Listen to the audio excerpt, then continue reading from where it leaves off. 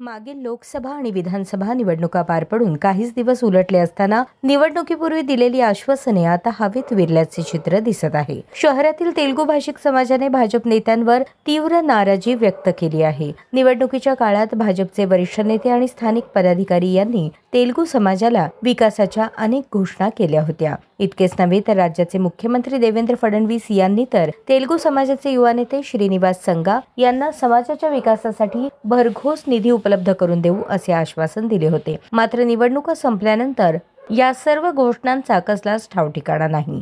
समाजाच्या विविध विकास कामांबाबत निधी मिळत नसल्याने आणि प्रलंबित मागण्यांकडे दुर्लक्ष होत असल्याने तेलुगू समाजात नाराजीची लाट उसळली आहे।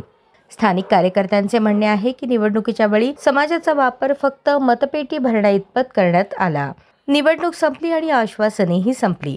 आमचंच मत हवं पण आमचा आवाज नको असा भाजपचा पवित्रा दिसतोय, अशी टीका समाजाकडून होत आहे। दरम्यान भारतीय जनता पक्षाचे युवा नेते तथा तेलुगू भाषिक एकता संघर्ष समितीचे अध्यक्ष श्रीनिवास संगा यांनी पक्ष नेतृत्वाकडे स्मरणपत्र देऊन दिलेल्या आश्वासनांची अंमलबजावणी तातडीने करण्याची मागणी केली आहे। जर मागण्यांकडे दुर्लक्ष सुरूच राहिले तर मोठ्या संख्येने तेलुगू भाषेतील कार्यकर्ते पक्षाला रामराम ठोकतील असा इशारा देण्यात येणार असल्याचे बोलले जात आहे। राजकारणात मतांसाठी आश्वासनांचा पाऊस पडतो पण निवडणुकीनंतर तोच पाऊस वाफ होतो। तेलुगू समाजाची नाराजी ही फक्त एका समाजाची नाही तर प्रत्येक दुर्लक्षित मतदाराची हाक आहे, हे मात्र नक्की।